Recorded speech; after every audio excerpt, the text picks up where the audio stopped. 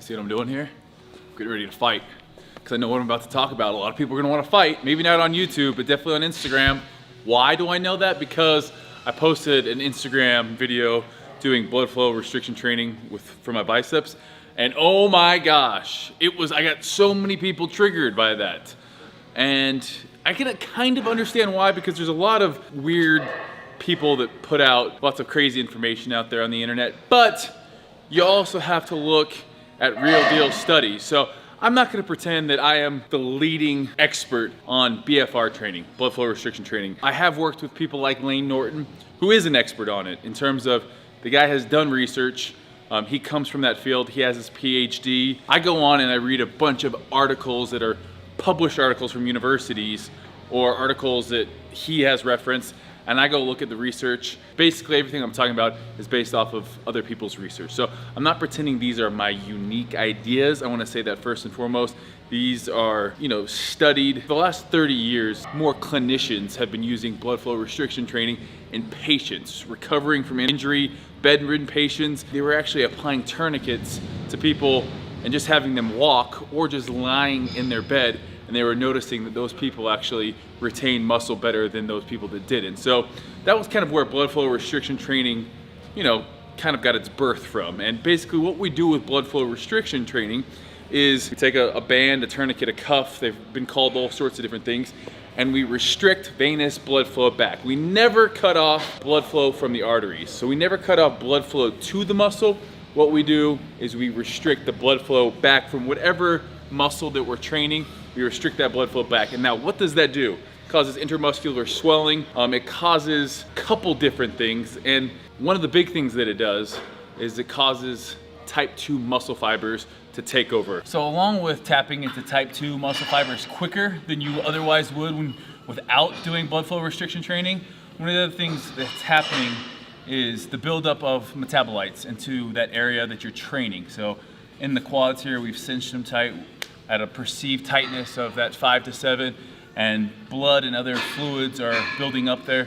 Metabolites that would otherwise be washed away with blood flow going back in the veins, they pool there, and there is evidence that also that induces hypertrophy. So that's another reason for this training. And again, this training isn't for everyone. It's for someone who has aching joints, an injured body part, they're low on time, they're maybe traveling in a hotel gym that doesn't have a ton of heavy weights.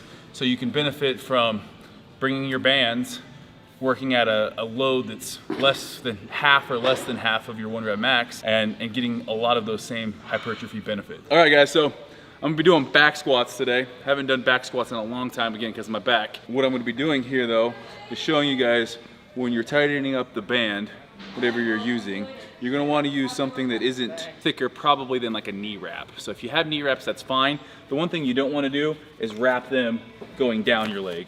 Wrap them all in one place. The tightness should be about a perceived 7 out of 10.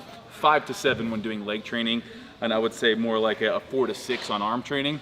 The reason you don't want to go too tight is it actually makes all the benefits that you get from doing hypertrophy training, actually the opposite happens if you go too tight. So you definitely don't want to occlude any of the blood in the arteries. That's the one thing we don't want to do. We're restricting blood flow back in the veins. So perceived tightness of 7, you're gonna already feel all of that blood starting to pool. No numbness or tingling, but just blood starting to pool a little bit, that fluid shift into the legs.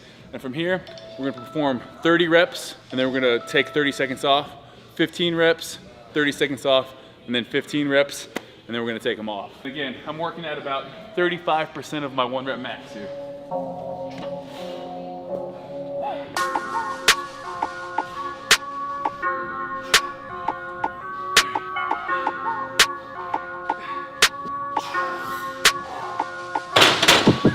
Woo! 30 seconds on a timer, and then you're back into it. 15 reps on this one.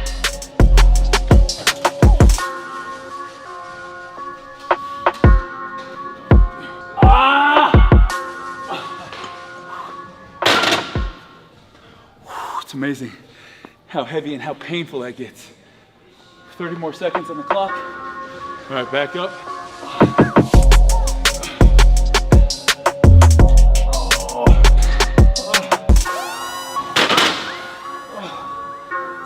favorite part here, taking them off.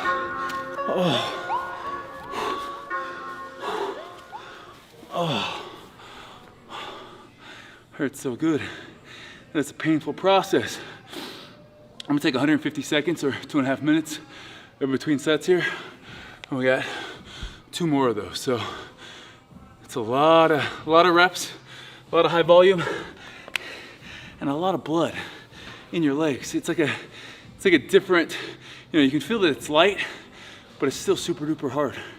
And again, we want to try to get into that activation of those type 2 muscle fibers that have a lot more potential for growth. So, gotta love this training. Strapping up for the last round. This is a lot worse than I remember when we did this with Lane. We're gonna tag that video in this. We did it on leg extensions. Again, you probably want to pick one exercise to do this on. I'm doing this first because I want to pre-fatigue, and that might be a bad choice. I would say, you know, if you don't have any injuries and you want to give this a go, try it out on like a leg extension or even like a leg press as one of your final movements on your leg day. I'm gonna still have to finish the rest of my hamstrings and quads after this, and right now all I can feel is the pulse in my thighs as I get ready to do this set. 30 reps on back squats is a lot to start it off.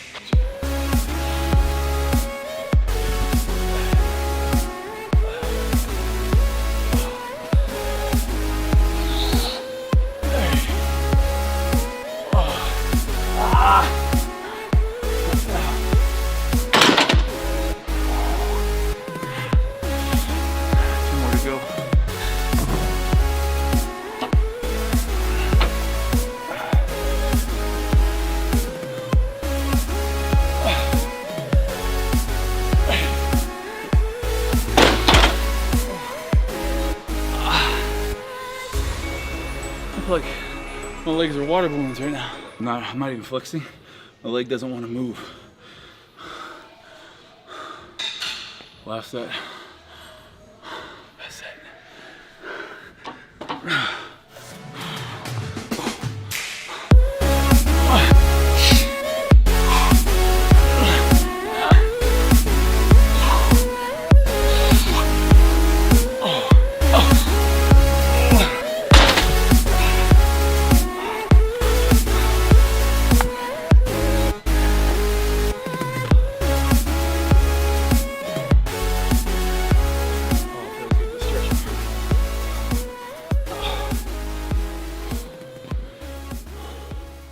For those of you wanting to try blood flow restriction, I wouldn't start off more than 1 workout a week.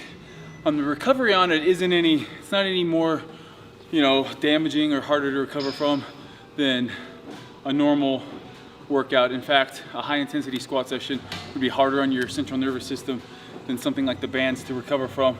We're gonna link some studies, link Lane Norton's video to this. He and I did a leg workout back in the day. So give it a go. Again, it's a good way if you can train heavy, if you don't like to train heavy, if you're coming back from an injury, you know, you do it safely, you research it, you give it a go. I found that like it's an insane pump in there. I feel like, you know, for it's a lot of bang for my buck. Like it's intense without strapping on 400 pounds to my back, so which saves my lower back in turn. So I like using it for legs and then also arms. I've never tried any occlusion band stuff for my shoulders or chest. You can do it.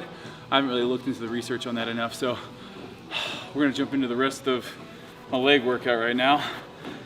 Oh, it's a bad idea to do that first, but we're just gonna have to get through it. It's just ridiculous. My vastus medialis looks like it got stung by a bee. It's that pump for you. All right, now that our quads are nice and pumped up, we're gonna jump into the glute ham raise. This is a hamstring exercise. What we're gonna be doing is 90 degree in the knee, flexing the quad or flexing the glutes, and then controlling on the way down, and then using our hamstrings to curl back up. So what we don't want to have happen is at the bottom, You have to break at the hip, butt goes in the air. We don't want that. Keep the hips pushed forward the entire time, glutes engaged all the way down, all the way up.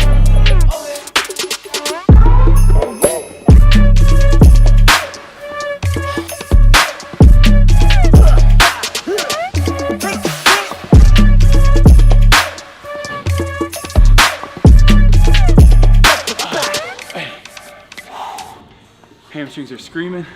Got 8 reps there. We got 3 more sets.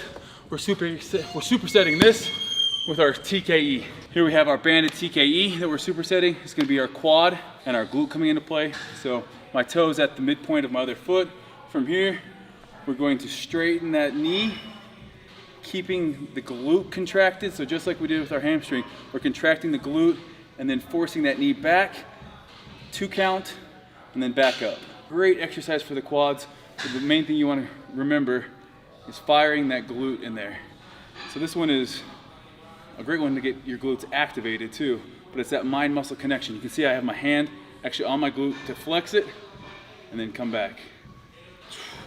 6 reps and then switch it up, followed by 6 reps. So we're supersetting this with our glute ham raise. Hitting our hamstrings on that one and coming back to our quads.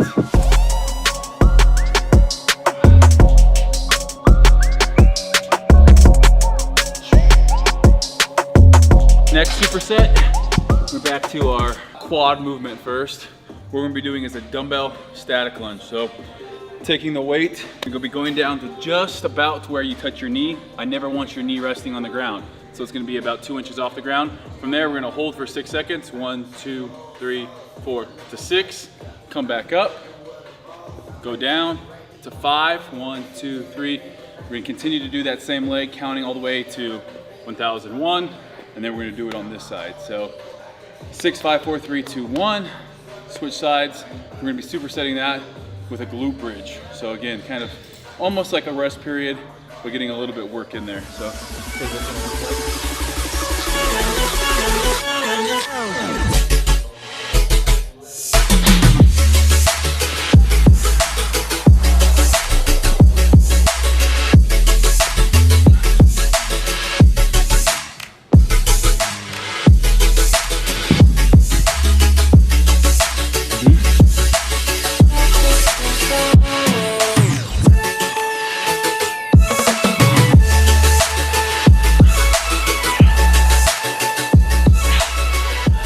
All right, 12 reps there, 90 seconds rest, back into our dumbbell static lunge.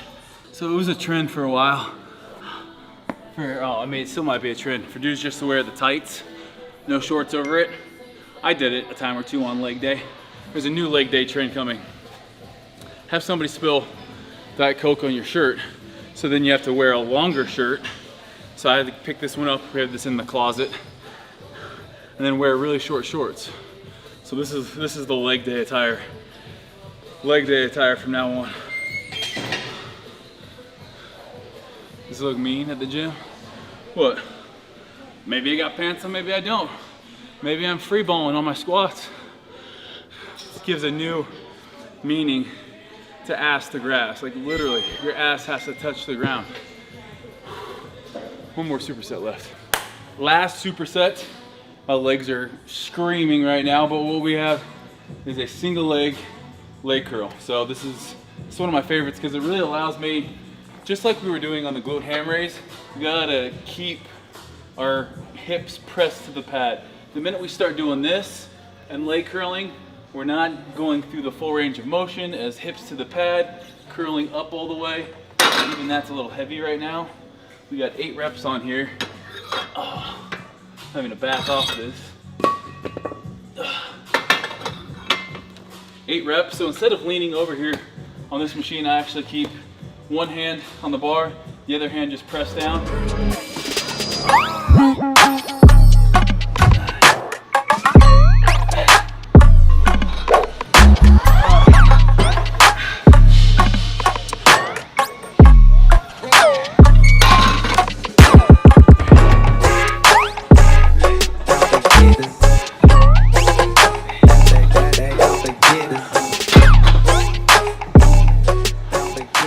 just feel different after you do occlusion band training. Like, we're just fatigued right now.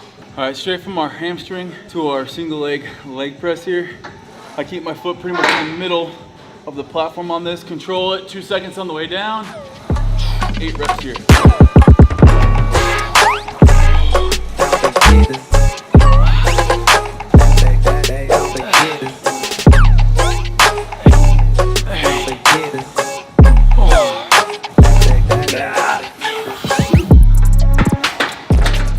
Second break, back to our leg curl.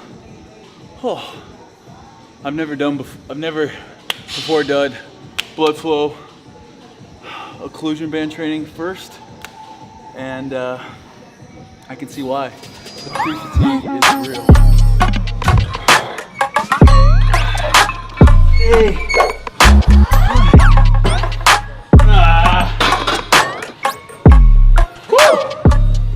Oh, I'm gonna need a wheelbarrow. You're gonna have to push me around in a wheelbarrow, or we go borrow my grandma's wheelchair. Oh, cause my legs right now, dunzo.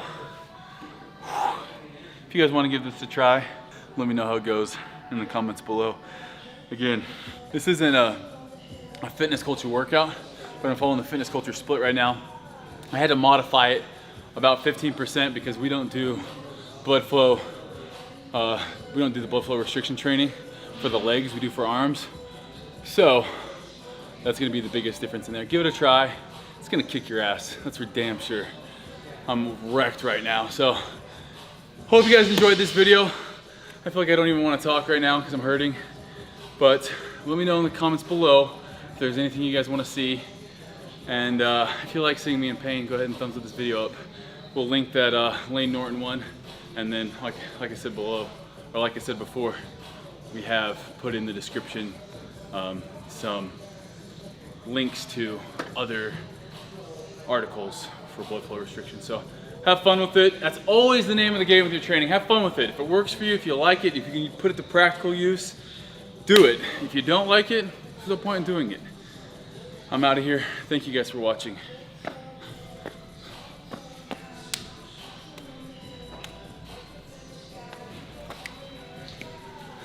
That's all I got.